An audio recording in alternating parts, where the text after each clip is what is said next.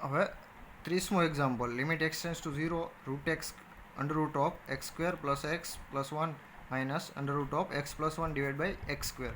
હવે આ ટાઈપના એક્ઝામ્પલ હોય ત્યારે તમને પહેલાં વાત કરી લઈએ કે જ્યારે તમને અહીં એક્સ બરાબર 0 એટલે કે એક્સ જ્યાં હશે એક્સ આપણે દૂર કરવો પડશે. તો એક્સ એનો અવયવ થયો, બરાબર, એક્સ બરાબર 0નો અવયવ થયો. તો એક્સ આપણે દૂર કરવો પડે. તો એના માટે પહેલાં તો આપણે કીધું કે ભાઈ જે નળે વસ્તુ દૂર કરવી પડે. તો અહીંયા રૂટ આપેલું છે. તો મેં તમને પહેલાંય વાત કરેલી અગાઉના એક્ઝામ્પલમાં કે જ્યારે આ ટાઈપના દાખલા હોય ત્યારે એની વિરોધી સંખ્યા વડે અંશમાન છેદમાં ગુણવાનું. તો આની વિરોધી તો કે અહીંયા પ્લસ હોય તો માઇનસ લેવાના, અહીં માઇનસ છે તો પ્લસ વડે પ્લસ લઈ લેવાના, એ અંશમાંય ગુણવાના અને છેદમાંય ગુણવાના. તો રકમ under root of x square plus x plus 1 minus under root of x plus 1 divide by x square.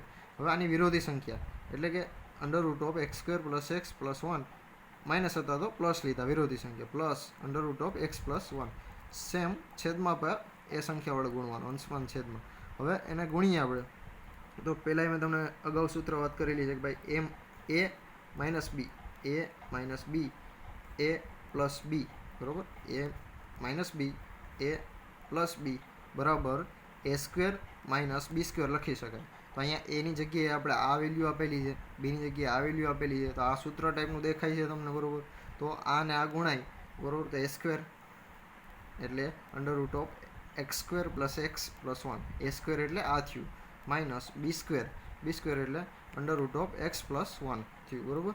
હવે તો કે એનું સ્ક્વેર રૂટ કેન્સલ થઈ જશે, બરાબર. છેદમાં એક્સ સ્ક્વેર ઇન્ટુ આ ગુણાશે. આમાં તો કંઈ તફાવત લાગશે નહીં, બરાબર. અહીંયા તો એક જ સ્ટેપ છે. હવે આ જે આપણે મળ્યું એ સ્ક્વેર માઇનસ બી સ્ક્વેર એટલે કે એ સ્ક્વેરની જગ્યાએ આ છે, બી સ્ક્વેરની જગ્યાએ આ છે.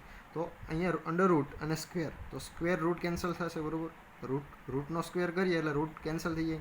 તો વેલ્યુ આપણે મળશે x square plus x plus 1 minus x plus 1 એટલે કે રૂટ કેન્સલ થઈ જશે, સીધી વેલ્યુ મળશે આપણે.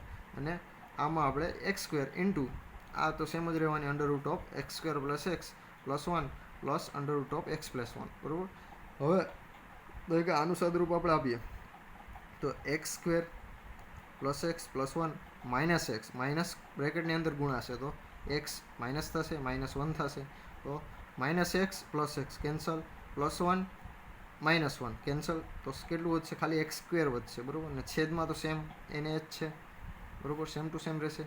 હવે અંશમાં આપણે એક્સ સ્ક્વેર છે અને છેદમાં પણ એક્સ સ્ક્વેર છે, બરાબર. તો એક્સ સ્ક્વેર અંશમાં છેદમાં કેન્સલ થઈ ગયા.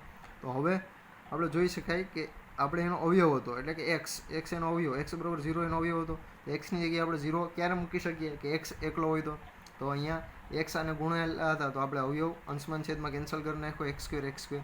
તો કે હવે આપણે ડાયરેક્ટ એક્સની વેલ્યુ 0 મૂકીએ, આપણે લક્ષની વેલ્યુ 0 આપણે આમાં મૂકીએ તો આપણે ફાઇનલ આન્સર મળીએ. હવે તો કે 1/2 એક્સ સ્ક્વેર તો કેન્સલ થઈ ગયા. કેટલું વધ્યું હતું? તો એક under root of x square plus x plus 1 plus under root of x plus 1. હવે ડાયરેક્ટ લક્ષની વેલ્યુ મૂકીએ આપણે 0.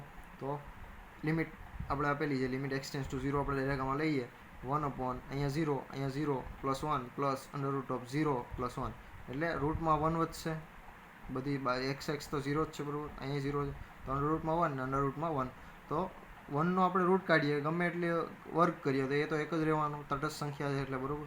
તો અહીંયા પણ એક જ રહેવાનું 1/1 પ્લસ 1 તો 1/2. તો આ તમારો ફાઇનલ આન્સર થયો, બરાબર. તો આ તમારા 4.2 સુધીના દાખલા થયા.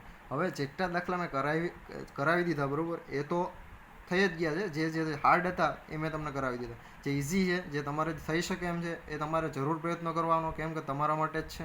તો જેટલા મેં નથી કર્યા એ ખાસ તમે કરશો અને જ્યાં પ્રોબ્લેમ જણાય ત્યાં મારો કોન્ટેક્ટ કરજો, બરાબર. ઓકે.